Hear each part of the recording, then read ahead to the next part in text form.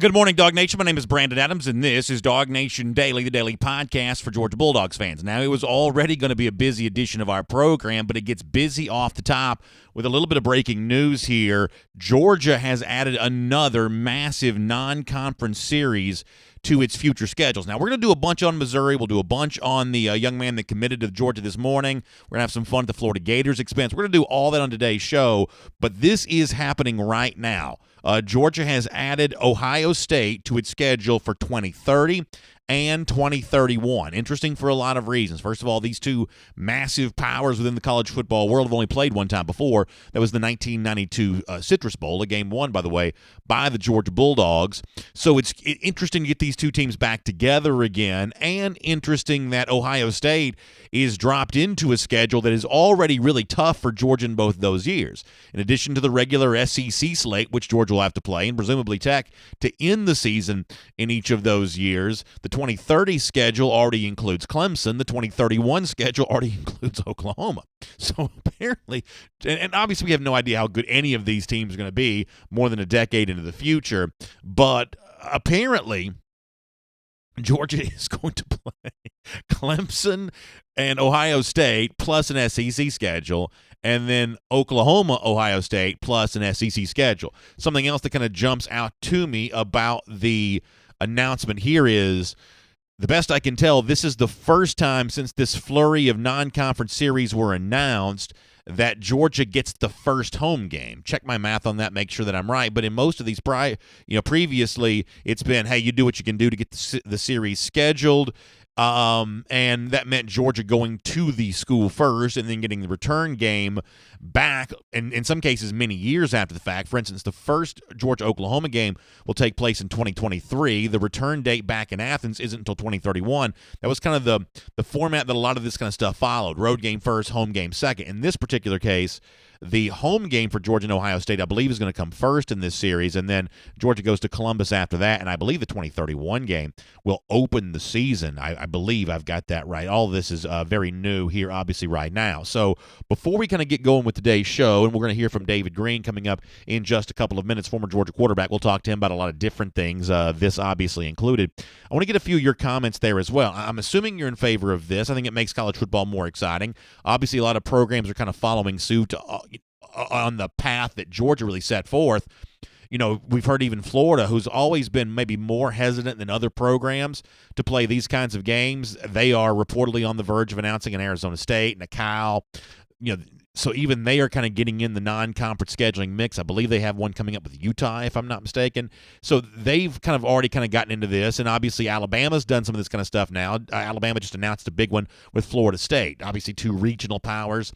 Florida State's down now, but historically been a regional power. They're going to try to get together on all of this gear coming up pretty soon there as well. So if you're a Georgia fan, you can take some pride in knowing that all of this happened after Georgia started. It may be too ambitious to say that they're copying Georgia and the aggressive scheduling that Georgia has put forth under Kirby Smart, but all of this has happened after that fact. So Georgia has kind of led the way. In fact, if you want to go back to last offseason, Dan Mullen kind of argued against the need for bigger non-conference scheduling for Florida, saying they already played Florida State every year as it was. So some coaches have seemingly been dragged kicking and screaming into what is going to be a new era of scheduling around the sport.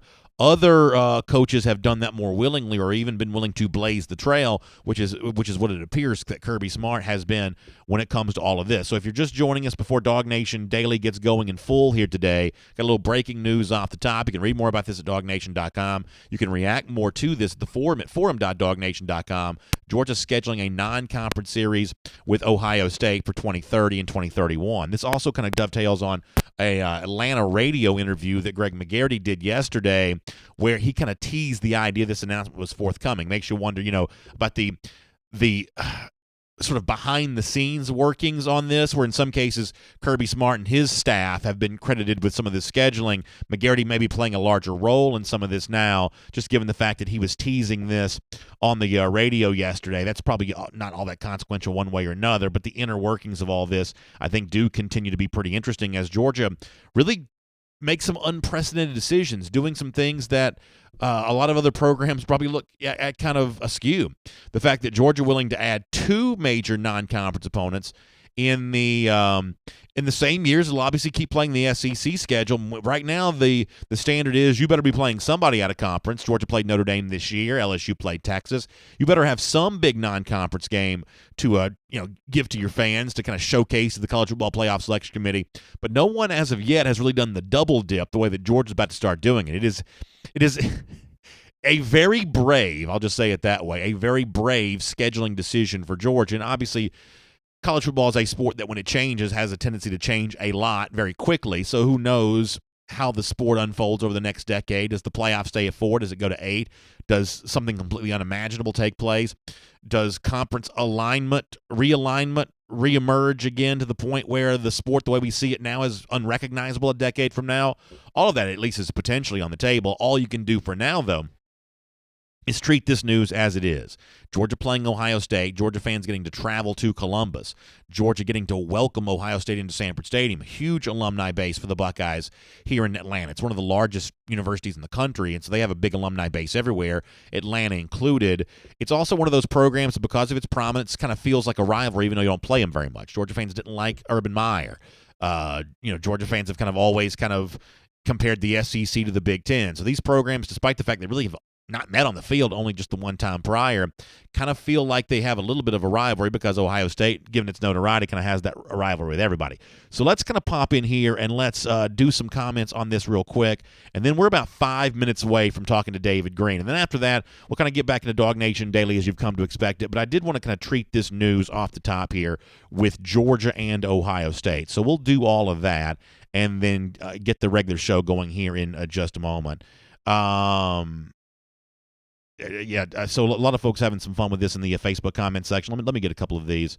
Matt Talley says, can't wait to play Ohio State in 2030, and the 5-time defending national champion. So, listen, Matt Talley thinks there could be a lot of great success taking place for Georgia by the time it gets there. And what is kind of funny about a lot of these things is it fits in with Clemson and Ohio State and Oklahoma and some of these other series that Georgia's scheduled. The idea that by the time you get there, maybe this even happens this year, but by the time you get there to that game in 2030 and 2031, as Matt kind of alludes to, there's a chance that Georgia's had great success. The Kirby Smarts won a number of championships, and there's a chance that Georgia and Ohio State have already played a good bit by then. That these two programs that kind of have only more of a comparative backstory right now, how does Georgia look in comparison to Ohio State, they could have a little bit more of a head-to-head backstory by the time you get there to that game there at that point in time. I think that's a pretty good point. Chandler Johnson says it opens the door for a 2-loss team making the playoffs. And Chandler, I think that's probably accurate, true for both Georgia and the other teams in college football. And I'm a big believer in this. And I know it kind of sounds like you're just sort of arguing on behalf of Georgia and what happened to it in 2018. But even beyond that, I think it's highly possible that the best team in the country could have 2 losses because depending on the schedule you play, and if you follow the math guys on this, they talk about this all the time, there are some schedules that are almost statistically impossible to go undefeated playing. That if you play enough even opponents, you're going to eventually lose one of them. If you play even enough beyond that, you could eventually lose 2. I mean, the example I'll point to is what if Texas A&M had gone 10-2 this year. They're not going to. They've already lost some games, but having to play Alabama, having to play Clemson out of conference, crossing over and playing Georgia in the SEC East. What Georgia's scheduling for the future looks a little bit like what Texas A&M from a scheduling standpoint did this year. Had that been true for Texas A&M this year, who could say they weren't one of the best teams in the country if the only losses they suffered were in this schedule that was extraordinarily brutal compared to what most teams are playing? You'd say it's the same thing similar to South Carolina, playing Alabama and Clemson in addition to what it does in the SEC East. There are some schedules tough enough that if you lost 2 games, you would be among the national elite. And certainly Kirby Smart's kind of betting on that when you get to 2030, when you get to 2031, when you get to these years that surround that we may be in a world where the notion of going undefeated, that may feel like a bygone era in college football. I think that's probably a pretty good point all the way around. Let me go over here to YouTube for a moment. We'll get a couple thoughts on there. And obviously, we'll take a lot of your comments on this throughout the show. We'll still do our regular business here because we got Missouri to get ready for on Saturday. We got a commitment to talk about here too, so we'll do a lot of that here. Chevron Hannah says Clemson might be the only team to go undefeated, and obviously Clemson proved over the course of the last few years that it's an elite team, right? You beat Alabama pretty bad in a national championship game. That earned you some justified respect. But when you watch the way that Clemson gets discussed on Tuesday night's college football playoff rankings, and really to a certain extent right now Alabama much the same way, an elite team playing a soft schedule has just grown to be distasteful. And Dabo Swinney would prefer you say, hey, well, remember how good we were last January? Don't question how good we are right now. And what I hear when I listen to the average college football fan talk about Clemson and currently Alabama, just given how soft its schedule's been up until this point, obviously with a big date, LSU looming on Saturday, when I hear kind of all this take place and kind of all of this go down, I don't hear anyone saying the soft schedule means Clemson's not any good or the soft schedule means Alabama is not any good. What I hear people saying is, I'm not quite so sure Clemson's earning it right now. I'm not quite so sure Alabama's earning it right now. That's a far different discussion. And what Georgia, I think, is trying to usher in with some of the scheduling that's been a part of here is an era in which the national champion in the future will be earned, not just two really tough opponents for a college football playoff and maybe a tough opponent for a conference championship game, but tough opponents every single week. Remember, the NFL plays 16 games, and the level of difference in the competition is actually fairly narrow week to week. We don't see NFL teams going 16-0. We don't even see Super Bowl champions going 15-1, 14-2 all that much. You lose some games somewhere along the way. It happens. The Patriots lost a game last Sunday. Last Sunday night. It just sort of happens. You're going to lose some games from time to time. And as the college football schedules get tougher, including the era in which Georgia's kind of pushing its way towards, I think you're going to see some losses on some of those schedules too. It'll be interesting to see how Georgia fans respond to that. Tougher schedule, more exciting games, but maybe a couple more losses added into the mix over the course of a number of years. It'll take some getting used to for the fans on all sides. Dog Life Ain't Easy says we got a tough road ahead, and yeah, it will get tough, but it seems like other programs are going to, for the most part, kind of follow Georgia's suit here on this. Worm, by the way, on the subject of what we mentioned about Alabama before, saying Alabama stands the chance of getting left out if it's a one-loss non-SEC champion. I think that's probably true. Robert Barnes says, already talking about how you're going to get tickets for some of these games, and they will be hot tickets. I mean, one of the things that we see is that the tickets for these rare games, the ones you don't get to see every so often, they are just hotter tickets. So Georgia going to Columbus will be a really hot ticket. You compare that to Notre Dame coming here. Those are going to be really, really hot tickets. Those are just hot tickets, and that'll certainly be the case in the future there as well. All right, sounds like we may have David Green ready to go. All right, we're going to get ready to talk to David Green.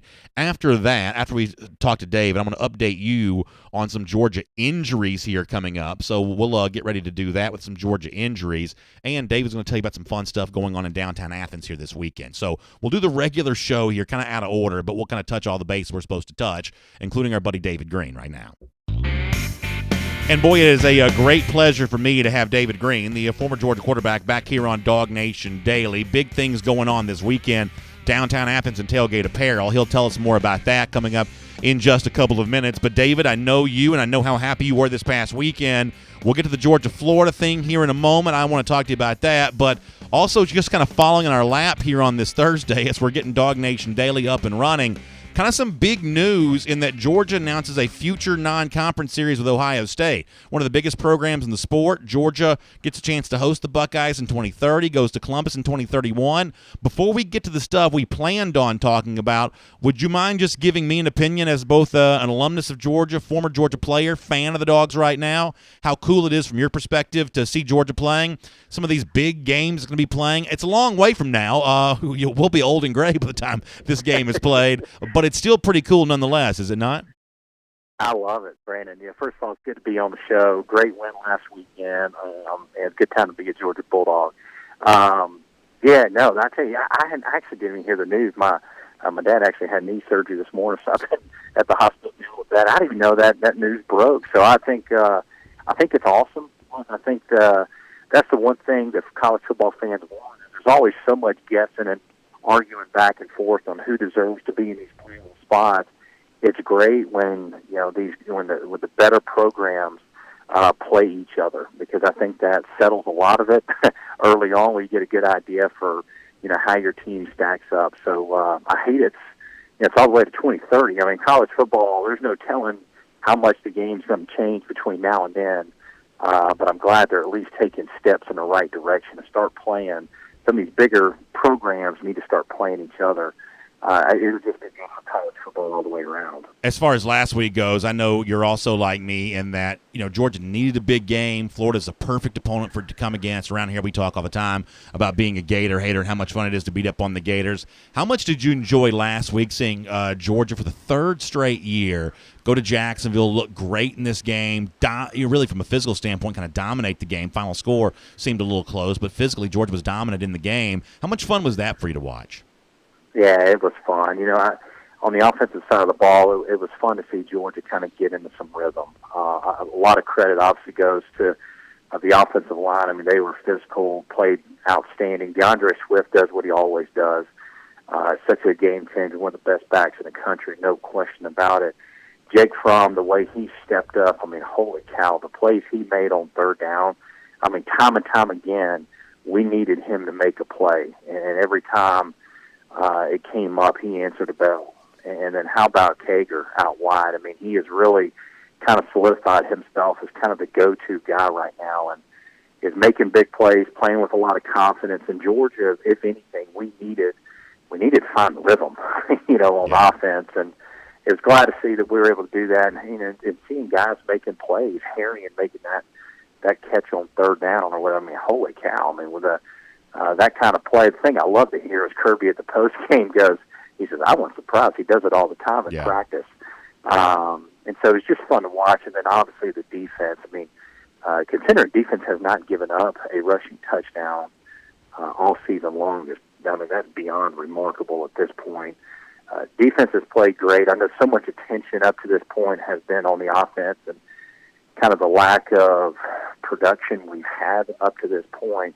But we got to give a lot of credit to this defense because they've kept people out of the end zone for sure this year. I want to talk a little bit more about Fromm because I like what you said about him a moment ago, and the poise and the confidence he showed on Saturday. I really thought was pretty spectacular, especially on third down, where obviously he had plenty of time to throw, but he was also just so precise with how he delivered the football. And I know that Fromm is, like a lot of quarterbacks going to be, yourself included back when you played, he'd really been in the spotlight over the last couple of weeks. I mean, David, you probably have a better idea than most people what it takes to kind of mentally compartmentalize all that and go out and play your best football when your team needed it most. He had a big game against Florida a year ago, does that again on Saturday. I mean, would you mind just kind of going into a little bit more detail about the level of poise you see from him to kind of really, I don't want to say bounce back necessarily, although he did not play a very good game against South Carolina, but really just remind folks about just how in control of a game that Jake can be?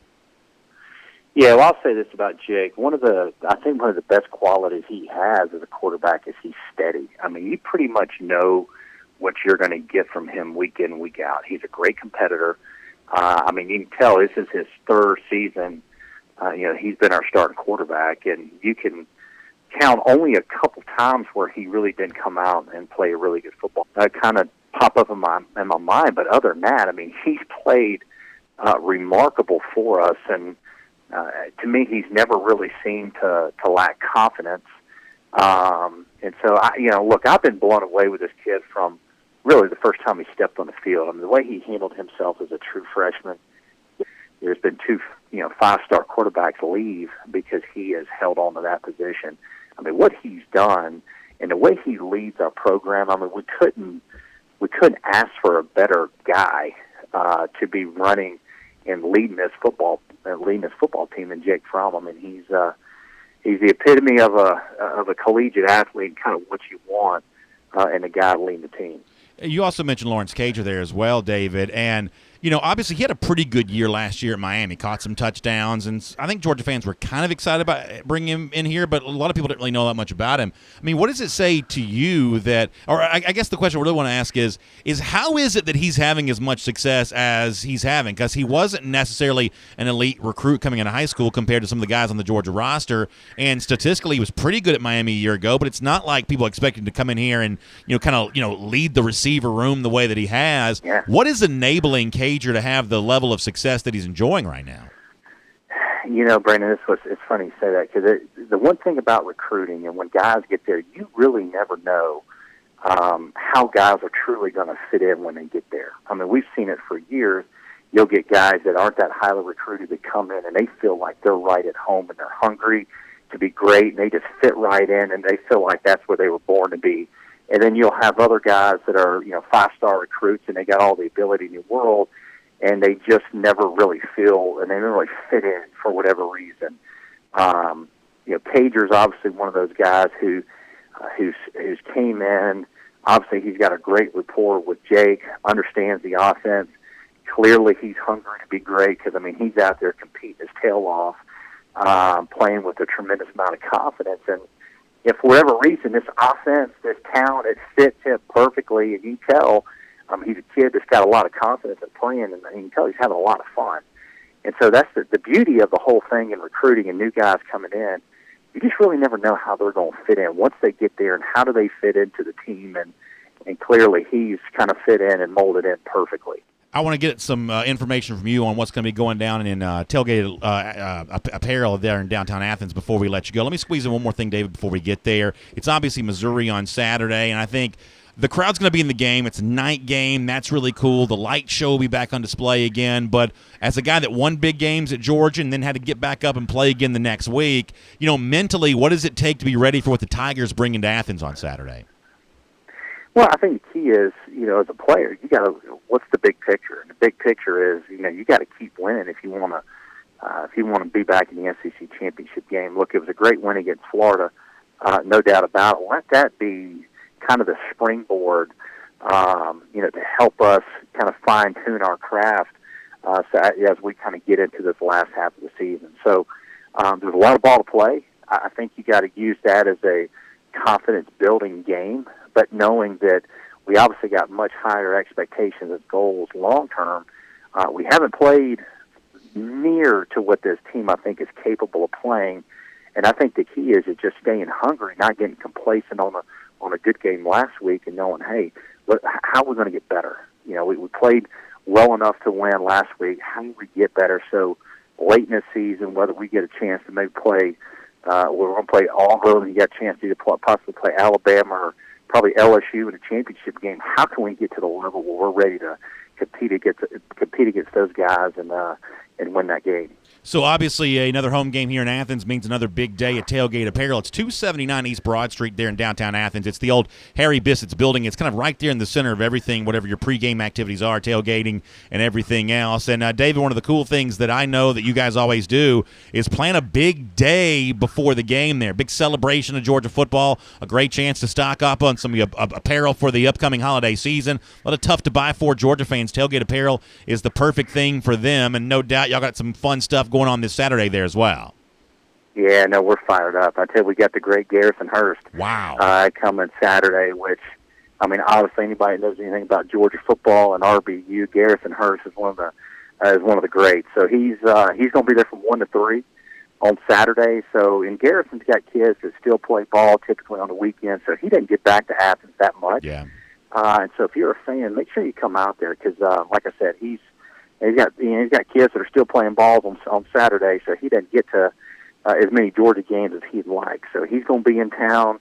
He's got the kids with him going to the game, and we'll be over at Tailgate from 1 to 3. So if you're a Dog fan out there, make sure you come by and see him. Well, I'm going to tell you this. I'm going to come by there at 1 p.m. on Saturday and tell him he should have won the 1992 Heisman Trophy. I think he was the best player in the country that year. What an amazing career he had at UGA, and how cool to have him at Tailgate Apparel this Saturday from 1 to 3 p.m. That's a big-time guest. It's 279 East Broad Street in Athens, Georgia. David, it's always really fun to have you here on DawgNation Daily. We appreciate the work that y'all, you and your friends over at Tailgate Apparel do, kind of making Saturdays, game days fun, bringing back some of these former dogs to be a part of all of that. And it's just a real pleasure to get a chance to talk to you. Hope you enjoy the weekend to come, and we'll look forward to getting a chance to chat with you soon. I always enjoy it, Brandon. Appreciate it, buddy. Good stuff there from David Green, former Georgia quarterback. Great insight on the Dogs, and really cool for him to say that Garrison Hurst, the great former Dog, like I said before, I think he should have been the 92 Heisman Trophy winner, going to be at Tailgate Apparel on Saturday. Let me transition here, kind of shifting gears without a clutch, because one of the other stories that's going to make Saturday interesting for Georgia is the current situation with its injury situation, right? And so let's do that right now as part of the Ortho Atlanta Injury Report. And let me talk about a guy here first that we've talked about an awful lot, and that's Tyson Campbell, who we thought was ready to go for the Florida game, or at least we we assumed he might be, then did not play against Florida on Saturday. Well, this week, Kirby Smart kind of updated that just a little bit. Can we hear Kirby Smart talking about Tyson Campbell? Here is Smart on Campbell's status. Yes, he practiced last week. I think I talked about it last week. He went Tuesday and Wednesday pretty much the whole practice. It bothered him some having been on the turf more because of the weather. We were forced inside, and so we kind of shut him down Thursday. And then for the game, pregame, he felt pretty good. He felt like he could play if he needed to, but he did not feel 100%, and we never really had the opportunity to put him in and play him. We were going to play him if we needed to. And we didn't feel like we had to. We were playing pretty well. So that's what it usually goes into. He'll continue to work this week. If he has a good week of practice and he feels 100%, then we'd sure like for him to play. We got a lot of roles that we can play a guy as fast and as talented as him. So we want to try to work him in some way. As far as other guys, yeah, pretty healthy coming out of it. I can't think of anybody that didn't finish the game out. So Smart says he couldn't think of anyone who didn't finish the game out on Saturday, but there were at least a couple of defensive linemen, Michael Barnett, David Marshall, who apparently did not play against the Gators on Saturday, and Smart did go into a little bit more detail about their current statuses. Mike B has been he got a little nagging injury the off week, and he was not really able to some in warm-ups and wasn't able to pull the pin and go. David's been pretty good. He's been beat up most of the year, but there was nothing that really held him out other than the style of game it was. So obviously we'll follow these updates as we head towards Saturday with Georgia and Missouri. I'll also invite you to check out Mike Griffith's piece at DawgNation.com, where he goes into even more detail about the current status for every one of the Georgia injured players. Obviously, it was a big success story last week to get Lawrence Cager back, the impact that he made. Georgia fans now hope for a similar story with Tyson Campbell coming up really soon, and we'll kind of follow some of these other nagging things going along with some of the other Georgia players there as well. It's our Ortho Atlanta Injury Report. It's brought to you by our friends at Ortho Atlanta. They've got 14 locations throughout Metro Atlanta with orthopedic and sports medicine care for the entire family, including seniors and kids. I'm talking about 39 physicians, over 450 employees, and they are dedicated to your patient care. That means in-house physical therapy, MRI imaging, outpatient surgery, after-hours orthopedic care, whether you be, I said a senior, a kid, a weekend warrior, a professional athlete, a college athlete, pretty much anything in between, Ortho Atlanta is there for you, because here's what they believe, and this is why Dog Nation recommends them, that a good orthopedist can get you back in line at orthoatlanta.com. That is orthoatlanta.com. All right, so here's where we kind of are in our program. By the way, a huge thanks to our buddy Michael Carvel. It's almost like a one of those jazz band things where kind of everything is improvisational. A lot of you kind of joining us in the middle of the show today, and we're kind of out of order. Have you ever seen like a Quentin Tarantino movie? DawgNation Daily right now kind of playing out like that. So we just had a really good conversation with David Green, which is our guest for today. And when you listen to the podcast later on, or the radio show with our friends on Athens Sports Radio 960 The Ref, it'll all kind of be in the order that it's used to being in, but we're kind of going out of order right now due to the fact there was some breaking news off the top of the program, and that was that Georgia announced a non-conference series for more than a decade from now, but it's still a huge piece of news, with Ohio State in Athens in 2030, in Columbus, I believe, to open the season in 2031. So very, very interesting news there. We've been kind of reacting to that. Now, in a minute, we're going to kind of get the train back on the tracks. We'll do our show open, and we'll kind of I've got some fun to make fun of when it comes to Florida. Georgia got a commit this morning. We'll talk about that. I promise you we're going to do a lot on Georgia versus Missouri, the game that takes place this Saturday. We just did some of that there. So we're going to do a lot of stuff on the show, but as a way of just kind of catching our breath for a minute, let's take a few comments, kind of reset everything going on, and then we'll kind of go back off the top of the program. And then for the people who join us even later than this, they're just going to be really, really confused, but some days it kind of goes that way. Jeremy Lloyd says, what about our new commitment? Jeremy, I promise we're going to get to the big commit for the Georgia Bulldogs here today with Jared Wilson. We got a lot to do on Wilson on today's show, so we're going to do all of that, I can promise you. Michael McDaniel says, didn't Ohio State back out of a home and home with Georgia for 2020 and 2021?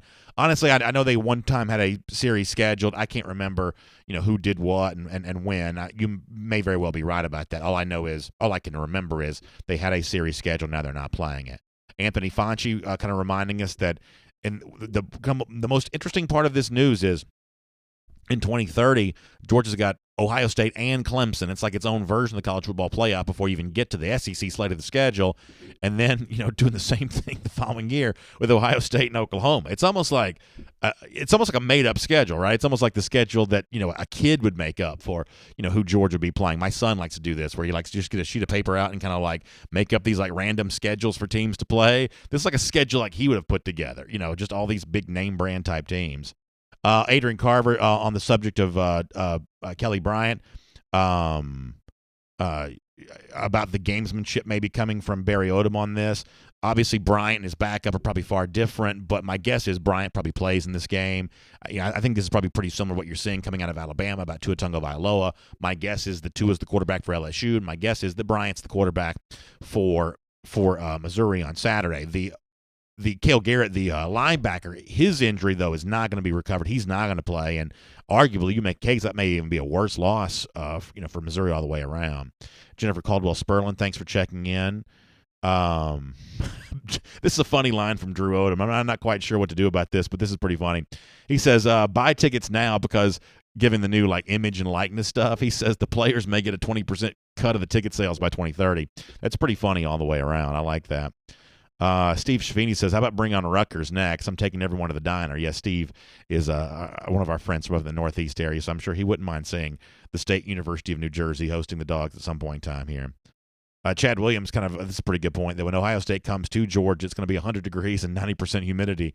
Yeah, I wonder how the Big Ten teams will do in that. Chris Brandon, also a funny line. Hunter Renfrow for Clemson going to be tough to deal with come 2030. It seems like he's been there that long and will, I guess, continue to be there that long. That's pretty funny there as well, Chris. Let me do some YouTube comments, then we're going to do the regular portion of the show, and we'll talk about some of the stuff that everybody kind of wants to talk about here. Joe Arnold says, why hasn't Zeus seen much action? I think it comes down to a couple things. I do think a little bit Zamir is probably dealing with his version of the Nick Chubb 2016 year, where Chubb just wasn't the same after that 2015 injury. As you know, Zamir's had ACL injuries in each of the previous 2 years. I think the recovery from that takes a little bit longer than a year. Not quite, a full year to be back playing again, but maybe more than a full year to be back to your old self again. And that may be the case with Zamir right now. Georgia was forced to play Nick Chubb even less than 100% in 2016 because it was a much less deep roster. Georgia doesn't quite have that same obligation now. It's just got more running backs that can play. The other thing is, I think that Georgia, when it matters most, and Connor Riley's brought up this point, I think it's true, is leaning on its dependability.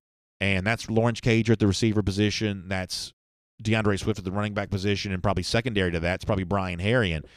I think that Georgia knows that Herrien and Swift aren't likely to fumble. Cager is likely to catch everything you throw to him. And so for right now, James Coley is content to feed those guys. And I'm not quite so sure that's not the right decision to make a double negative. In other words, I think that's probably a pretty smart play, all things being considered. If you're watching an NBA game back in the 80s and the 90s, you want Charles Barkley, Michael Jordan, you want those big-time players taking that last shot for your team. And I think when the game's on the line, the superstar-type guys on this Georgia roster, I think you want them getting the football right now, and that's what the Georgia offense is seemingly doing. Devin Glenn mentions Malik Herring. We're going to get to him here in just a moment. Frank Patterson says he thinks that Brian Herring can be a good pro. I think he's going to have a very good chance to play at the NFL level. I do. Stuart Nick says, why aren't we using James Cook in the slot? Super fast feet, great hands, talented route runner. I fully expect Cook to be a primary weapon across the center of the field this year. He says he expected that to happen. And I think, once again, we're in a situation where I think some of the guys are getting limited touches because they are over-indexing on touches for Cage or over-indexing on touches for DeAndre Swift. Swift had 20-plus carries last week. That's not typically the kind of thing that a Georgia running back has done much over the last couple of years. Now, do I agree with you that it'd be nice to see Cook a little bit more involved? I think it would be. But right now, you can make a case that George Pickens is not as involved as maybe you hope that he would be. So I do think there's a pecking order in place here, and justifiably, I think that Cook has some guys ahead of him, both at the running back position and the receiver position, who are ahead of him on the pecking order. Now, by next year, is Cook a much bigger part of the offensive story overall for UGA? I think there's a very good chance that's the case. But for now, Georgia seemingly, if it's not shortening its bench in terms of who plays, it's shortening its stat sheet in terms of who it's leaning on, depending on, and against Florida, hard to argue that wasn't a recipe for success. Let me do one more now, and then we'll do a much longer version of the R.S. Andrews cool down after that. question coming in here about the offense against Missouri. Dalton Griffin says, how do you think it's going to perform against Missouri? My guess is it performs very much like it did against Florida. I actually like Georgia a lot this week. They're about a 17 or 18-point favorite. I like Georgia in that spot. What my hope is that Georgia establishes the run again. Didn't run the ball great necessarily against Florida, but establishing that run, asserting it over the course of the game, and then using play action off of that. I think my guess is I expect Georgia to play well on Saturday. I'll be very surprised if this is a sluggish performance for UGA. I think fans show up in a big way. I think it's going to be a loud stadium. I think Georgia's ready to do it. I think Georgia knows it's got a big test the following week at Auburn, so I think it wants to make this home game enjoy it for what it is before a slugfest the following week against Auburn. All right, we've got more of your comments to come. Here's what we're going to do now. We're going to get into some of the stuff. Somebody mentioned Malik Herring. We'll talk about the defensive lineman here in just a moment. Georgia got a commitment. We're going to talk about that. I actually want to have some fun at Florida's expense, something I think you're going to get a little bit of a kick out. We'll do that. Also, in a few minutes, you'll hear me welcome on David Green to the program. I have to do that by virtue of the fact we got a podcast and a radio show to do, but obviously, if you've been with us for a while, you've already heard David Green. If you are just joining us, we had a good interview with David Green on a number of subjects, so you can kind of go back and hear that, but this is the portion of us kind of doing the show in order now, so we can, or at least in an order now that we can put together a little bit later on. Does all that make sense? Probably not. Either way, I'm really glad that you're with us. We got a lot of fun stuff to do as DawgNation Daily, the daily podcast for Georgia Bulldogs fans. Actually, hold on one second. As DawgNation Daily, the daily podcast for Georgia Bulldogs fans, begins right now. Presented by DawgNation.com, this is DawgNation Daily, the daily podcast for Georgia Bulldogs fans. Here's your host, Brandon Adams. Some days it is hard to get it all in. This is one of those days. Georgia got a commitment here on this Thursday morning. More on that in a moment. Georgia scheduled a non-conference series with Ohio State. We have done a lot of video conversation about that. We'll try to do some of that here on the podcast coming up here a little bit, too. Georgia's got a game to play on Saturday with the SEC East hanging in the balance. We'll obviously cover a lot of that here in our program. But let me begin with this, if you don't mind, just because this is fun and just because I'm like the ultimate Gator hater. So Georgia won last week against Florida, 24-17, right? You know that by now. And you know how sweet it was to see Dan Mullen mad and frustrated, angry-faced Dan Mullen for the entirety of the game upon losing. And one of the reasons why you like seeing Mullen that way is because you had been told for weeks and weeks leading up to the game of, boy, coaching mismatch, Mullen versus Smart. If it's close, Dan Mullen's going to just absolutely make Kirby Smart look foolish because he's a much better coach. Smartest game coach there is. Play calling genius. Best at calling plays in all college football. We heard one of the ESPN talking heads say that. You got tired of hearing that. I got tired of hearing that. We pretty much, as soberly as I think we could, said that evidence in comparison to Kirby Smart's just not there. None of us, you listening to the show, me talking to you right now, none of us expected Kirby Smart to be outcoached in this game because Smart has a history of doing just fine against Dan Mullen coach teams. But nonetheless, the legend of Mullen persisted in the media. Well, let me ask you this. Would a great coach, would the smartest coach in college football, would he have all the fallout coming out of his program that Mullen's had over the last few days? Got transferred, left the program. And an even stranger situation than that, apparently there was a lot of confusion on the part of the Florida offense at the very beginning of the game. You remember Mullen calling all those timeouts early on? Apparently there was a really, really messy situation going on with all of that. I think this is really funny. Pat Dooley has covered Florida for as long as anybody can cover anybody. He does a podcast for his media outlet, the Gainesville Sun. There's a guy named David Wunderlich who tweeted this out. David's actually a pretty good follow on Twitter, even though he's a little bit of a Gator guy. But this is Pat Dooley explaining just how discombobulated Florida was in the early going against Georgia. Now listen to this from Pat Dooley and ask yourself a question. Does this sound like the actions of a team coached by a great coach, by a brilliant play caller? This is hilarious. You'll love it. Here's Pat Dooley. Now, this is evidentiary information that has come down to me about one of the problems Florida had early in the game. And you remember they called the 2 timeouts. We had a guy call in the other day and said that he knew that they had the wrong wristbands. Their wristbands did not mesh. In other words, they're signaling in, okay, we're going to signal in, and I'm just picking these out of the air. We're going to signal in X blue. Okay, X blue means you get 3 wide receivers left, 1 right, and that's the formation. Well, it was coming in X blue on one wristband and X yellow on another. And again, I don't know what it was coming in, but Trask was getting one play. The receivers were getting a different play. It was a disaster. Now, when we asked Coach Mullen about it on Monday, he said that there was an administrative problem. Since then, I've talked to other people who've said, yeah, that was what was going on. That's a bad mistake. That's a mistake that shouldn't be happening on a weeknight. It's a mistake that shouldn't be happening at a program like this. I mean, how much do you love that? Administrative mistake, man, having to call 2 timeouts. I mean, am I being less than fully classy if I say, I thought Dan Mullen was supposed to be a genius. I thought he was supposed to be the smartest coach in college football. This is what his team is doing? Maybe some of these national media folks need to rethink the situation with Dan Mullen here. That might be some good advice for some of them. All right, let me talk about something completely different here for a moment. It was a big morning on Thursday for DawgNation. As we mentioned before, Georgia announces a non-conference series with Ohio State. We'll get to that more in a moment. But Georgia also picked up a 2021 commitment. Jared Wilson, a big offensive lineman out of the state of North Carolina. You like this statement from him on Twitter. If you're watching on video, you see it. Recruitment 100% closed. Apparently, he really likes the idea of being a part of Sam Pittman's future offensive line in Georgia, and easy to understand why Pittman likes Wilson. That's not a guy that I knew much about at all before all of this goes down, but Pittman loves gigantic offensive linemen. Wilson is a gigantic offensive lineman. Luckily, while Wilson's a new name for me, he is not a new name for DawgNation's recruiting insider, Jeff Sintel. And yesterday, on Before the Hedges presented by Kroger, Jeff gave us some details on Wilson, including how he first got interested in UGA. Here is Jeff. Clemson in Georgia, probably the home state school. North Carolina is also drawing interest, especially with a kind of a bounce-back, get-right season there from Mac Brown. But he's about 6'3.5", about 320. You look at his film, the thing that jumps out to me is mauler, great feet. So a mauler with great feet. Boy, doesn't that sound like somebody that Sam Pittman would like? Doesn't sound like that would be someone that Sam Pittman can do some good things with. It's also worth pointing out that the school that Wilson goes to is the same one that produced K.J. Henry, who's a pretty good pass rusher there at Clemson. So this is a program that's produced elite talent before. And here's a little bit more of Jeff Sintel telling us who Georgia got in Jared Wilson on Thursday morning. He visited Georgia on June the 9th, and then he earned the offer from Georgia after a team camp workout on June the 11th. So he was offered. And then I think he's came back for at least Notre Dame game, and he was also there for the Kentucky game as well. And got to watch out for one Jared Wilson.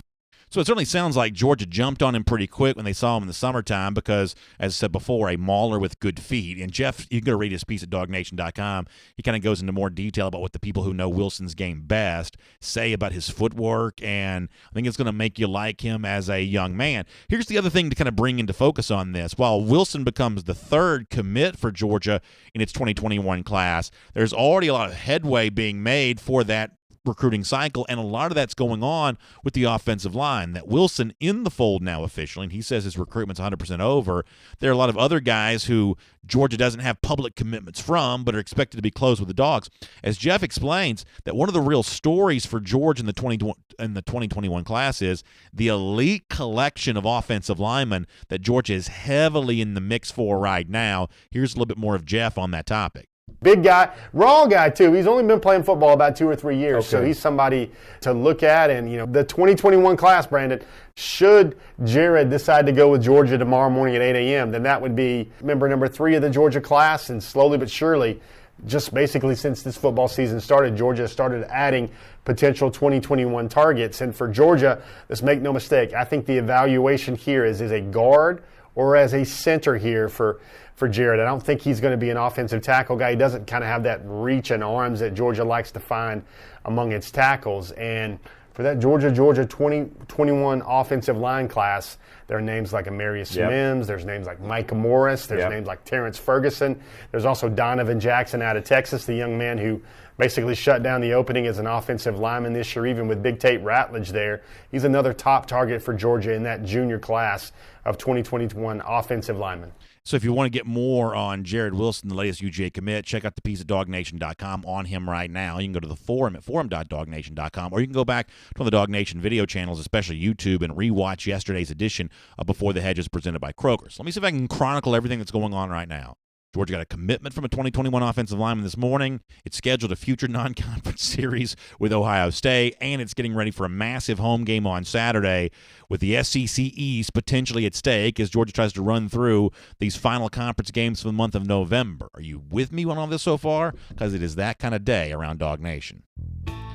My name is Brandon Adams, and this is DawgNation Daily, the daily podcast for Georgia Bulldogs fans. Hello to you, and thanks for being with us no matter how you get to us. Live on video today, 10 a.m., DawgNation Facebook, YouTube, Twitter, radio at noon, every single day on Athens Sports Radio 960 The Ref, and as a podcast wherever you find them, including the world-famous DawgNation.com. Just really glad to have you with us today, and really excited about a great guest coming up on our program today. We're going to talk to David Green, the former Georgia quarterback, his thoughts about the Georgia win against Florida and so much more. We're going to do that with David coming up a little bit later on. Good to have you with us. Before we get to that, before we talk more about Georgia, Missouri, let me also take care of a couple of other pieces of business here just for a moment. We are 1 week away from Dog Nation's return to the Marlowe's Tavern in Brookhaven. Really excited about being there for our Marlowe's matchup next week, 6 to 8 p.m. Myself and John Stinchcomb. The address here is 3575 Durden Drive Northeast. That's 3575 Durden Drive Northeast. We're going to be there next Thursday, getting ready for Georgia-Auburn, talking about recruiting, talking about the playoff race for Georgia, a bunch of fun stuff. But what makes it really fun is having you there. Live Q&A, candid conversation.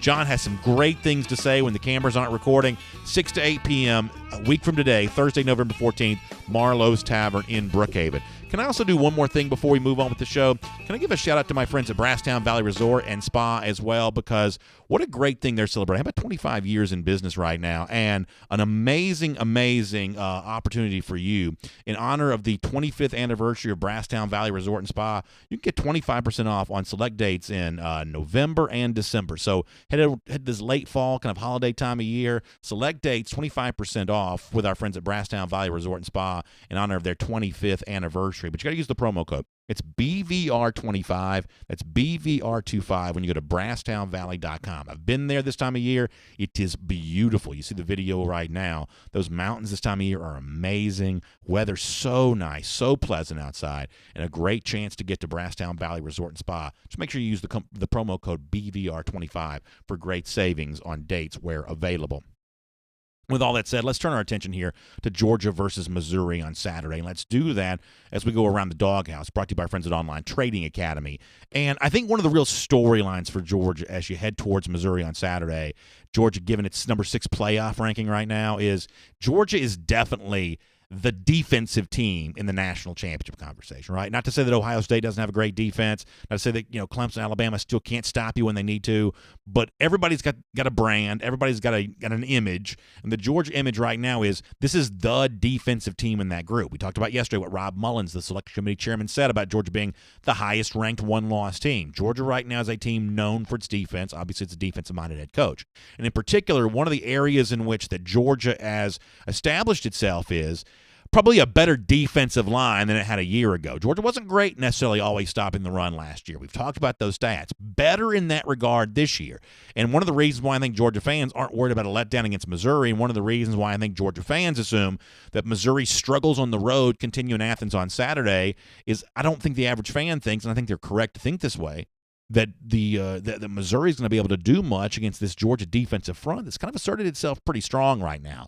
Now, in terms of what makes it different this year compared to last year, Kirby Smart was asked about that this week, and he didn't offer too much on that regard. Here is Kirby.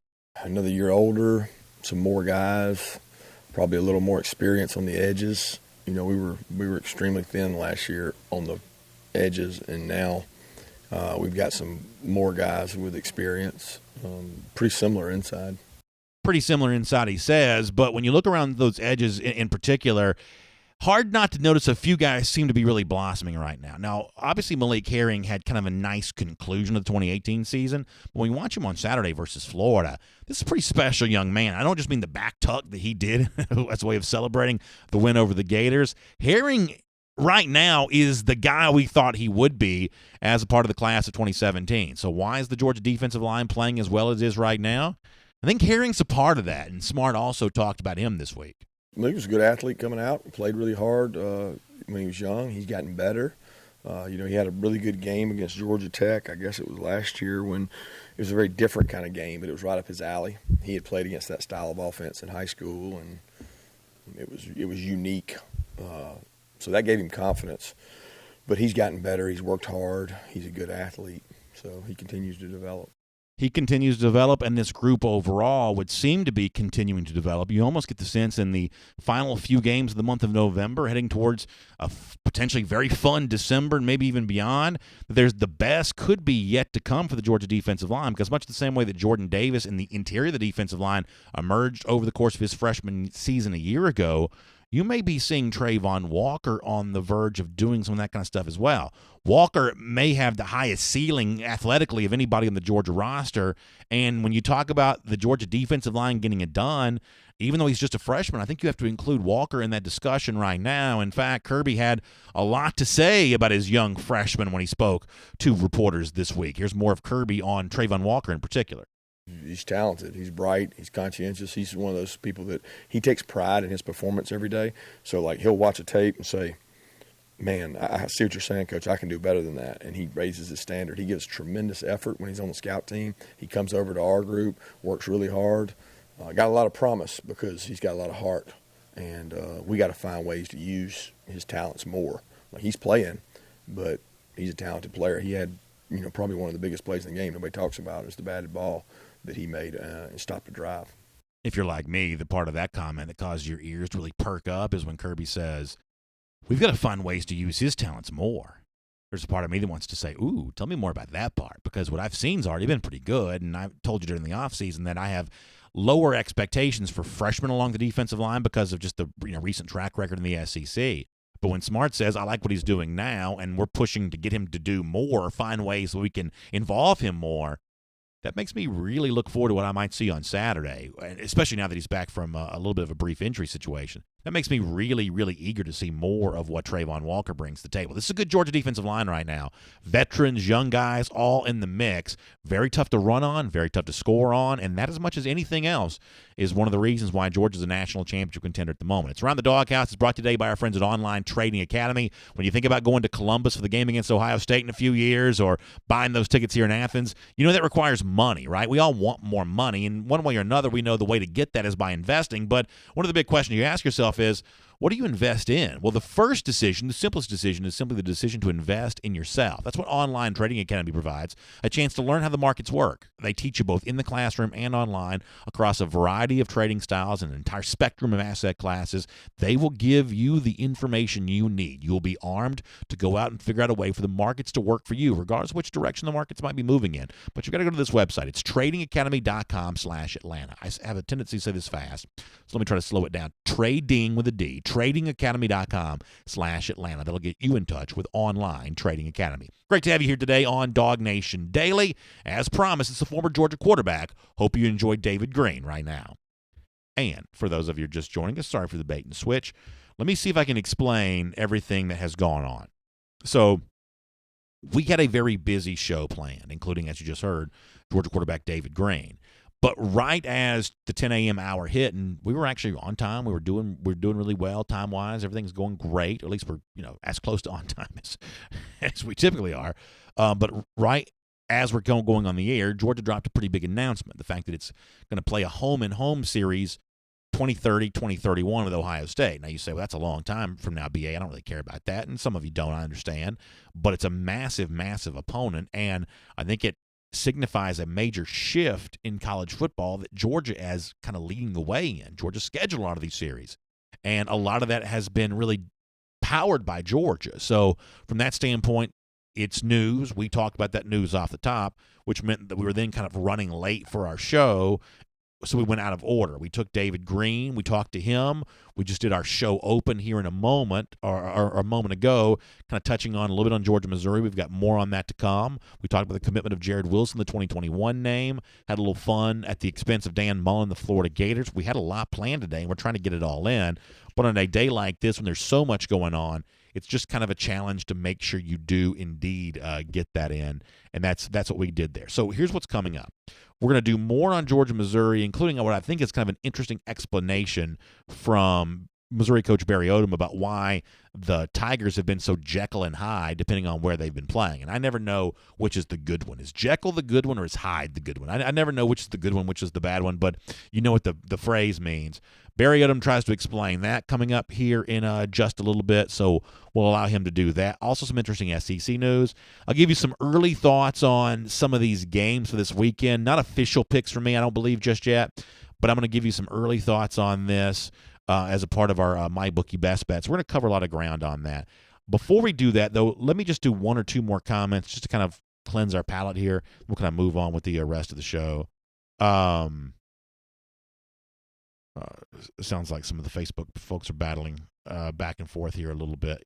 I told y'all, this is to be expected. By the way, Gregory Nowak, thank you, boy. Gregory, well-read, very studious, says that Hyde is the bad guy. Thank you very much. Steve Schaffini also reminding us that Jekyll is the good guy. Matt Rukavine as well. Some of y'all are very literate, hyper literate. Some of y'all are very, very literate. I appreciate that. Jordan Davis checking in. I'm assuming not the Georgia defensive lineman, saying, "Gonna have to check my schedule for the Ohio State game. I think my future kid has a chorus concert that day." It is really funny, Jordan. First of all, that's a very funny line just at face value, but it is kind of funny that for a lot of our younger audience that listens, I'm talking about people in their teens right now. You realize how different your life's going to be 11 years from now, 12 years from now? I mean, your life's completely different. And for those of you who are about my age, I'm 42. I've got a kid in second grade. He's about to be 8. I've got a daughter in pre-K. She's 4. Add 12 years to that. We're talking about, by the time this game's played, my son is in college, right? If he's almost 8 now, 12 years from then, yeah, he's in college. My daughter, near the end of her high school years. That's crazy to think, right? Now, we also know that this time goes by really fast, but it is kind of funny how much all this changes. I mean, I feel like that if our life just keeps spinning as fast as it is, pretty soon I'm going to be sitting in the studio, old and wrinkled and gray, talking about games that I might not be around to see played. So hopefully that's still a long team away. Hopefully that's a long way away. Clay Dykes has a good question, and I think this kind of stuff is fun. He says, top 4 teams will play soon. Do we jump the loser? Georgia wins on Saturday. Does it jump the loser of LSU, Alabama? I think if it's Alabama, it definitely does. I think that there's some skepticism about Alabama. This is actually a really good question, Clay. Now you say, well, the week-to-week rankings don't matter. They don't matter, but it doesn't mean it's not fun to talk about them a little bit. So if it's Alabama that loses to LSU, losing at home, no real resume to speak of, they probably move Alabama down. If it's LSU loses a close one on the road after having, already beaten Auburn, beaten Florida, to the extent it still matters, won at Texas on the road, there's a chance that the LSU might still get a little, best one-loss team in the country love. That's a really good question, Clay. It's a really good question. I think, and you're going to hear me say this during our regular broadcast in a minute, one of the things that I think that some people are frustrated by is, actually, let me just say this for the regular broadcast, because there is a little bit of what some people are viewing as an inconsistency with the way the teams were ranked last week. And this is one of the reasons why I do think the week-to-week rankings matter just a bit for the negative more so than the positive. When you see how illogical a lot of the rankings are week to week, it makes you really question the validity or the sound thinking that produces the final ranking, right? Because I don't think this group has one idea what's up or down. I really don't. I don't think they're biased. I don't think they're on the take. I don't think that the Florida guy doesn't want Georgia to be in there or the Tech guy doesn't want Georgia to be in there. I think that's I just don't believe. I don't believe that. But do I think that these folks are necessarily good at their job? No, I don't really think that either. So I think that's a really good question. A really good question. Let me do one on YouTube, then we're going to get back into this thing here for a minute. Andy Clark asked a good question. Had the Landers touchdown counted, had the hold not taken place, would the Georgia offense looked a little bit more explosive? And, yeah, Andy, I think that's a pretty good question. I think there's a chance that might certainly feel a lot different there at that point in time. Frank Patterson, this is funny. He says, can I go ahead and buy my DawgNation Invasion for Week 3 in Bama next year right now? So, Frank, this is a true story, and I'm not even kidding. Right before our show began today, I was walking down the hallway to come in the studio, and one of our very, very sharp sort of behind-the-scenes people who's like one of the key figures in putting DawgNation Invasions together he actually told me, this is a true story now, he actually told me something, a little detail about some early, now I'm going to get in trouble for even saying this, about some early planning for a DawgNation invasion to Tuscaloosa in 2020. This actually happened today. So you kid, but just know, behind the scenes, and a lot of these conversations don't even involve me at this level, but just know that there's already talk about 2020 in Tuscaloosa, and it wouldn't surprise me if somewhere in this building somewhere, DawgNation World Headquarters, where we are right now, somebody's not having an early planning session on DawgNation Invasion Columbus in 2031. That would not surprise me at all. That is really funny. All right, so let me make sure I got myself together here. We're going to do some SEC through talk here. Pretty interesting stuff on the playoff to kind of go back on what one of our commenters mentioned a moment ago. SEC quarterback visiting another SEC school. A little bit of recruiting news. Interesting stuff from Barry Odom. Boy, we got a lot to try to do here. Let's see if we can get it all in. Good to have you with us as DawgNation Daily rolls on. Let's take a look around the rest of the league. This is SEC Through. All right, one of the things you guys have been hearing me talk about now for a while are my friends at Royal Caribbean. You know I'm a big fan of their vacation experience. You know, they've been really, I think, setting the standard for what great cruise vacations are going back to 1969. They actually turned 50 years bold this year, and I think bold's the perfect way for that. And one of the things that I love is when we show, you know, especially for those of you who get a chance to watch on video, when you see the video of the cool locales, perfect day, Coco Cay, everything else, you know, sometimes if you've never been on a cruise vacation, you know, these kinds of experiences can seem just like a million miles away, right? You know, the idea that you could be at a perfect day Coco Cay and the private destination that is, and some of the great, you know, ports of call that Royal Caribbean sails to, and the experience you have on the ship, you know, on the way there. I think sometimes that can all seem like a really long way away. The great news is, and I can tell you that when I've cruised in the past, you know, it is just a short drive to Port Canaveral. That's a beautiful port facility. Fantastic Royal Caribbean ships are sailing out of there, including the Amplified Mariner of the Seas sailing out of Port Canaveral. Just an incredible port. It's just a short drive here from where I live in the Atlanta area. So the Port Canaveral port, really easy to get to, easy drive, and a great way to experience one of the things that makes Royal Caribbean so great, whether it be Perfect Day Coco Cay, the, you know, coming up really soon, as I said before, the amplified version of Mariner of the Seas, or you know, start thinking about future trips to the Spectrum of the Seas, the Quantum Ultra ship, you know, some of the great Royal Caribbean always rolling out, you know, basically the standard bearer for the top, you know, cruise vacations anywhere, and that's going to continue here in 2019 and in 2020. So check out this website. It's RoyalCaribbean.com for more details. RoyalCaribbean.com. You can kind of daydream about the cruise you want to take, or you can get in touch with a travel advisor near you. You can get one recommended to you through RoyalCaribbean.com. So make sure you check out that website. Let's do a couple of SEC through stories here for a moment. One of the things that we do not, and by the way, we're cruising around the SEC, courtesy of our friends at Royal Caribbean. One of the things that we do not do around here at all, let's talk about politics. But the president is coming to Tuscaloosa on Saturday, and my only take on this whatsoever is I don't care who you vote for. I really don't. I really don't have any care whatsoever. Here's what I can tell you. For those of you that remember the national championship game when the president came to that, and this is any president, any stripe, man, it is tough. If anybody happens to be listening to us right now that's going to this Alabama game on Saturday, you better get to that stadium early. National championship game a couple years ago didn't kick off till 8:30. I was in the stadium by 2:30 that day because I'm not messing around with that. You know, there's security every time you go into a game, but when you go to a game in which the president is attending, there's Secret Service security. That's a very different kind of security check than one you're used to getting before you get on an airplane. Very, very different kind of situation there. So hype building for that Alabama-LSU game. I'm going to talk more about this in a moment. I like LSU here in this spot. I'm assuming that Tua Tagovailoa is going to play. The build-up for this is actually pretty fun. You know, Saban tries to keep it coy with Tua, but you certainly get the impression that based on the ESPN guys who've been in Tuscaloosa this week, they expect Tagovailoa to play there. I thought Andrea Adelson, who's been a reporter that covers the ACC for ESPN, I thought she had something very interesting to say this week. I'm assuming that she's wrong on this, but the fact that she says it I think is interesting. What she tweeted out this week, and Andrea has covered the ACC, so if anything, she's got a little bit of a, you know, you would say a potential ulterior motive to support the ACC, but she doesn't exactly support Clemson on all this.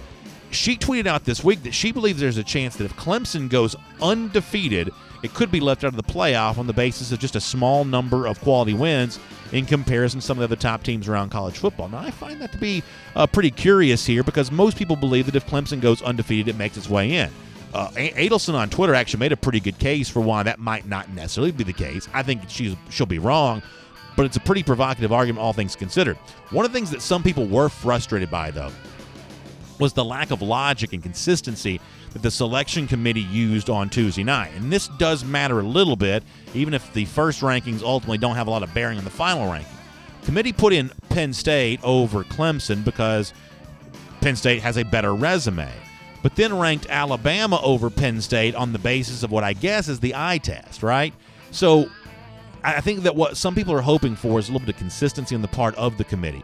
That if you're going to say Penn State better resume than Clemson, then doesn't Penn State also have a better resume than Alabama right now? It's one of those things that just goes to show you that sometimes the committee has a hard time making its own rules, following its own rules. That may be another example of that. A couple more quick stories I want to get to here as a part of our cruise around the SEC, courtesy of our friends at Royal Caribbean. You may have seen a name that we talked about at one point in time, four-star defensive lineman out of Chattanooga, Jay Hardy, has committed to Auburn. Now, this is a bad loss for Tennessee. There are not a lot of four-star defensive linemen in the Volunteer State as it is. When there is one, and it's in a place like Chattanooga, if you're Jeremy Pruitt, you need to get that guy. Hardy goes to Auburn. Now, he's had kind of an unusual recruitment anyway because he's had like top 12s and top 16s. He's had seemingly kind of an indecisive time in terms of his college choice here.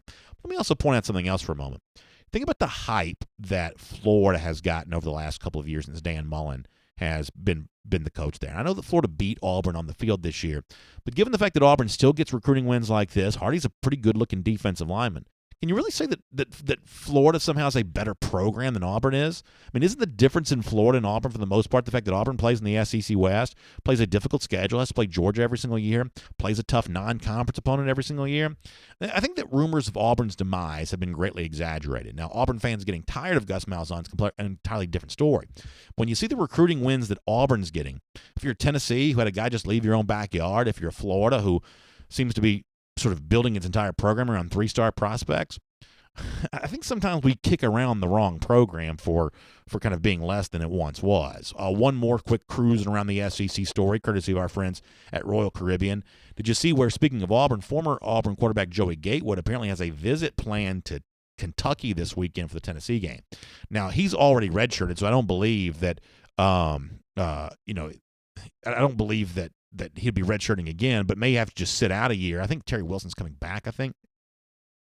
And then after that, I guess could be the quarterback of the future for Kentucky potentially. So this was a guy that was frustrated he didn't play at Auburn, maybe seeing a chance to play at a new home there at Kentucky. That may be a story worth watching. That's Cruise Around the SEC, courtesy of our friends at Royal Caribbean. And if you're just joining us here on the podcast, the radio, obviously we started our show on video today talking a lot about the fact that Georgia has scheduled a non-conference series with Ohio State. I'll invite you to check out DawgNation Daily on video today because we did a lot of that on there on video. Probably tomorrow on a podcast, we'll have some more thoughts on Georgia and Ohio State, but that kind of came out right as the show was going on today. So a lot of that on video. We'll do more of that on podcast and radio tomorrow. Instead, for now, here on DawgNation Daily, let me spend a little bit more time on Georgia and Missouri because that's a key game for Saturday. And I think one of the things that we've all had a little bit of a difficulty of time kind of wrestling with here today is, or this week, I guess better said, why is it that Missouri has played so well at home, looked really good against South Carolina, for instance, and gotten beaten at Wyoming, at Vanderbilt, at Kentucky, really ugly performances there in those games, especially last couple of weeks where the Vanderbilt and the Kentucky game came in back-to-back weeks. Barriota made an appearance on the the SEC teleconference weekly conference call this week. He was asked that question. Saturday Down South captured his answer. I don't have audio of this because it was a conference call that I wasn't on. But Odom says he wishes it was as easy as pointing at something. He says, we just haven't played well in those losses. We haven't been able to run the ball for whatever reason, file that away. There are also many other reasons. Against Kentucky and Wyoming, we gave up too many explosive plays. We're just good enough to do everything right to win, but if we don't, we open ourselves up to not being able to get it done. The areas we haven't played well enough, we understand the staff and the team working hard to get us there. Interesting that he cites the inability to run the ball. That was one of the things that I think made Derek Dooley a pretty successful offensive coordinator in Columbia a year ago was they did kind of find that running game. Even ran the ball fairly well against Georgia a year ago. But for a team that's struggling to run the ball, I don't think the Georgia defensive line is the group you necessarily want to see right now. So interesting comments from Odom. File that away, and maybe something to think about when you get ready for Saturday. Let me also touch on some of these other games for the weekend right now as a part of our MyBookie Best Bets. I'm going to run through these kind of quick. We'll probably do some more picks on tomorrow's show. I'll give you some kind of early thoughts on here. Florida hosts Vanderbilt noon start, 26.5-point favorite. Florida has a history of not playing very well against Vanderbilt. And if you can't run the ball, I think covering a big number, not easy to do. This may be a sucker play, but for now, I am leaning on taking Florida here in this spot against Vanderbilt. Not to lose the game, but certainly not to cover a big number, especially dejected after a loss from last week. Alabama against LSU. You heard me at the beginning of the season. I picked LSU to win the SEC West. I've seen no reason to change my tune on this. We expected LSU's offense to be upgraded and improved. That's been the case thus far this year. Still feeling very good about my LSU pick there. I've been actually pretty good at taking Tennessee the last couple of weeks. They opened this week as a favorite at Kentucky. I should say Kentucky opened as a favorite. The numbers kind of flipped on the side of Tennessee here.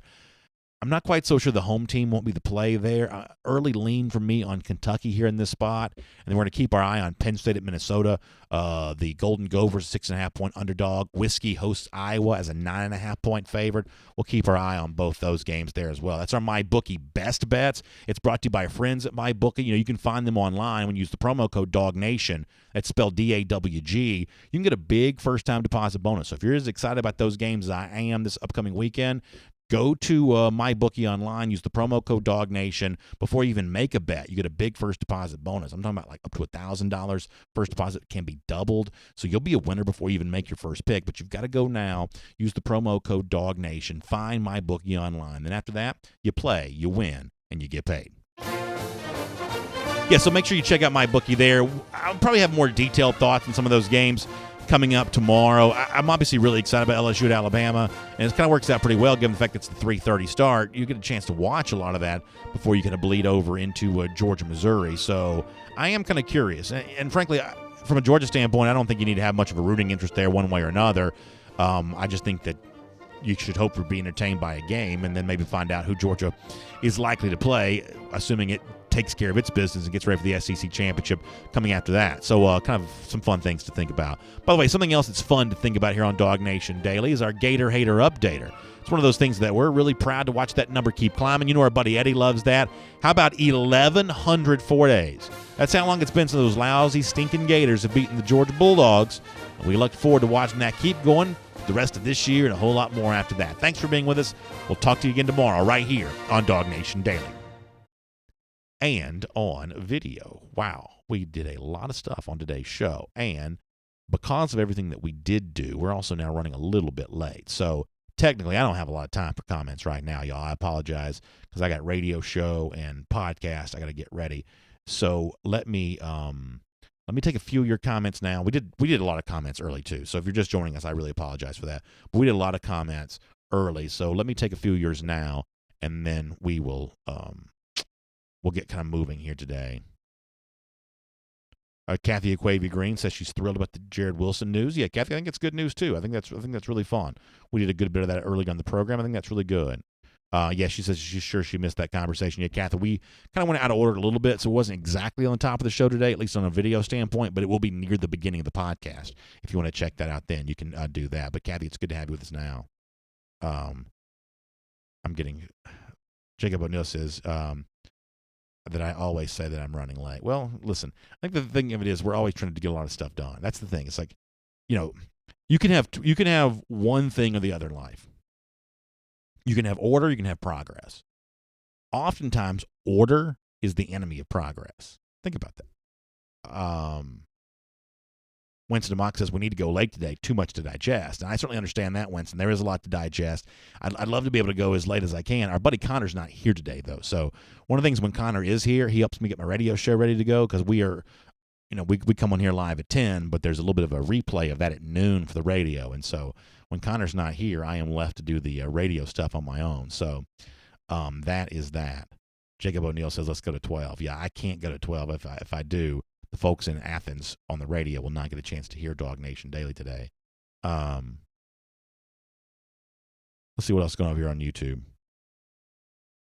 Richard Smith says, FBI says the only game Georgia isn't projected to win is Auburn, 45.3%. Richard, that's true. But here's the one thing you can also notice as well, that while Georgia has, I'm assuming, a pretty high projection of winning most of its games, at least 75%, right, for Missouri, Texas A&M, and Georgia Tech, you can also see on the FPI profile what the chances are of Georgia winning all those games. And even though Georgia is going to be mathematically favored to win 3 of those 4, the overall mathematical odds of it winning all of those 4 are not great. Now, that doesn't mean that Georgia won't do it, but just keep that in mind, that being favored to win each of your games is not the same thing as being favored to win them all. What else?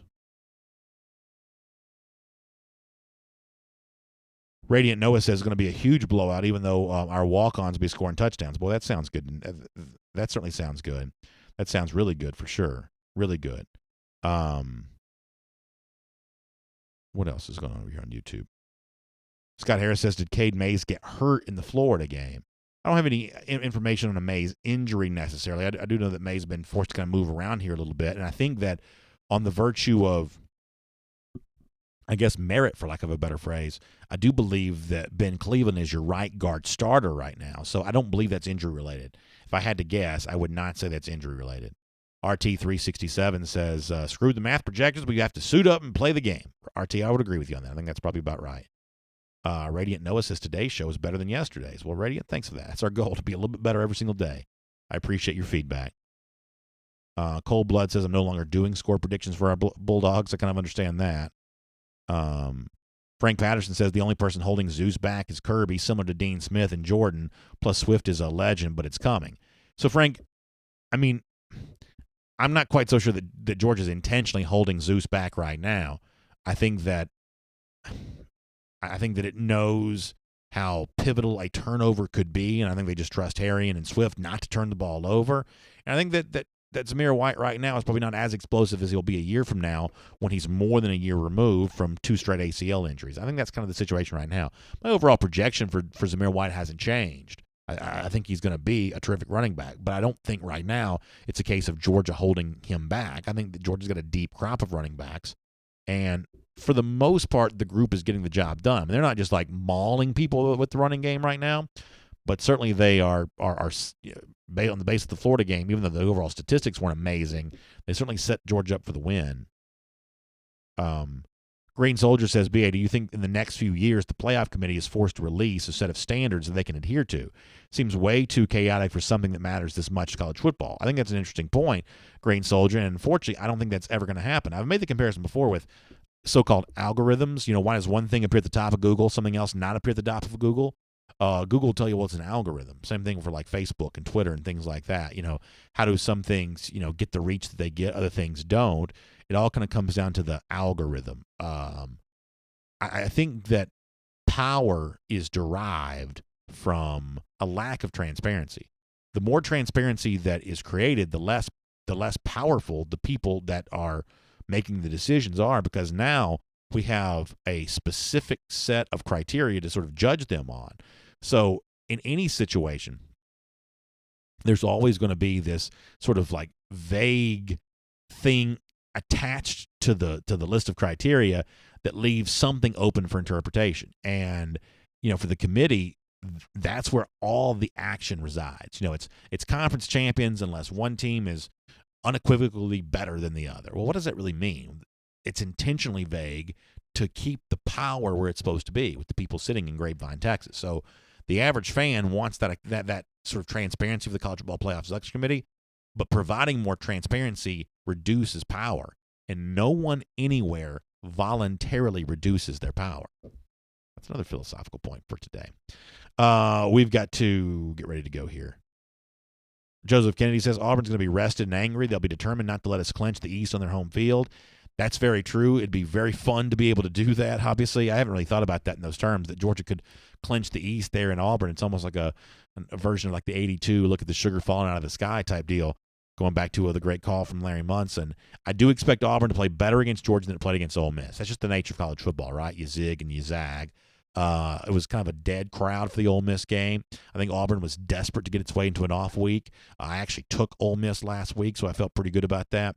So yeah, that's kind of where I think that goes. That I think Georgia's going to be in a fight for its life next week. I have said all along, as excited as we are about the win over Florida, Florida was always going to be an easier opponent for Georgia to beat. Florida just sets up well for Georgia. Styles make fights. Styles sometimes contribute to college football wins and losses. The Florida style plays into Georgia's hands. The Florida personnel kind of work out well for what Georgia wants to be able to do. Auburn is much, much tougher. It's harder to run on Auburn. This idea that you're going to keep chopping for 60 minutes and then slowly wear them down with the running game, that might happen, but just given how good the Auburn defensive line is, that's not as easy to do. We saw Georgia play really bad in this spot in 2017. Now, do I think that Georgia loses this game next Saturday? I don't necessarily think that. Do I think that Georgia will need to do everything it can to win, and will I be happy as a fan with a 1-point win? You better believe it. Any kind of win, in any kind of fashion whatsoever. Beat Missouri, go to Auburn, come back with any win whatsoever. That, to me, is a massive success story for Georgia. That's how tough I expect Auburn to be in 2 weeks. Somebody also mentioned the thing with the bye weeks, because Missouri's got one now. Mike Gagne says not much being said about the 3 consecutive opponents for Georgia that are coming off bye weeks. Yeah, the previous 2 situations, Tennessee and Florida, Georgia also had bye weeks as well. But here in the month of November, these other teams are getting those byes, getting ready to kind of rest up for Georgia. That's a tough situation.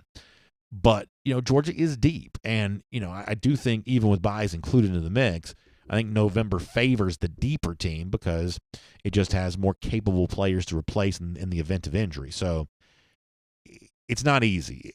Certainly the byes contribute here. But I think you're going to see on Saturday it's not going to help Missouri very much. And Auburn is going to be a tough game no matter what. Lottie Lauderdale says you also have to say that the Auburn offense doesn't match up too well with our run defense. That's probably true. Not to be overly negative about the game, though, but I guess I do expect Bo Nix to play a little bit better in Jordan-Hare Stadium than he played at LSU and at Florida. These are big road games that he wasn't very good in. Late in the season, home venue, crowd kind of behind him, not looking over shoulder because Joey Gatewood's not there anymore. My guess is that Nix plays a little bit better. As far as the run game goes for Auburn, that's been difficult to predict. They've had some injuries. Booby Whitlow, of course. So I think it's a little bit difficult to predict how Auburn will play offensively, but a little better than they played on the road in a couple spots. I think that's probably fair. All right. Oh, this is good. Matt Rovina says that Kirby Smart's the only coach to hold Mullen under 300 yards 3 years in a row. That's pretty good. Mary Martin Corbin, good to have you with us here today. Phil Rogers says Auburn may try jet sweeps, and I know people mock Malzahn and some of his offensive, I guess, tendencies, habits maybe. But that's one of those things I always feel like when Auburn's really good at cooking, 2017 an example of this, it makes it hard to stop because they haven't always been as good at attacking you vertically as they could. With Stidham, they did that some, but when they can attack you horizontally with the speed guys, especially Anthony Schwartz, you got to know where he is on 2 Saturdays from now. With Anthony Schwartz, that does open up a little bit more for the running game up the middle because you're having to play them laterally a lot more than you have to play some teams. If you told me, which coach is easier to stop, the Mullen offense, the Malzahn offense, I think for Georgia, I think the Mullen offense is a lot easier to stop than the Malzahn offense is. Of course, but for a lot of Georgia fans, the attention's where it should be on this upcoming opponent in Missouri. And tomorrow on the show, we'll talk a lot more about how Georgia gets it done, about what we expect to be a great atmosphere. Cold probably, but a good atmosphere all the way around when it comes to Georgia and Missouri on Saturday. So thanks so much for being here. Huge thanks to R.S. Andrews for making the R.S. Andrews cool down possible. By the way, turning on that heat now this year. Don't forget that $99 furnace safety check to make sure your heating system is ready for the cold winter to come. You can check that online at rsandrews.com. Also, huge thanks to my friends at the AJC. Make sure you check out ajc.com for Atlanta News Now. You can keep up to date on the fallout from elections both here in Georgia and around the country. Also, some news going on with some traffic, especially around I-85. You can check that out. Really fun stuff coming to Ponce City Market. That's where we were at the Kroger location a couple of weeks ago. You can read more about that and some great sports stuff as well, including a whole lot more on what may go down with Alabama and LSU on Saturday. So get your Atlanta news now at AJC.com. Check in throughout the day to find out what's going on in your neighborhood, no matter which part of Atlanta you might live in. It's AJC.com for Atlanta news now. And, of course, we'll see you this week for the R.S. Andrews Go with the Flow with our buddy Dari Payro, our picks for the week. Then back tomorrow for DawgNation Daily. Y'all have a great day. I look forward to talking to you then.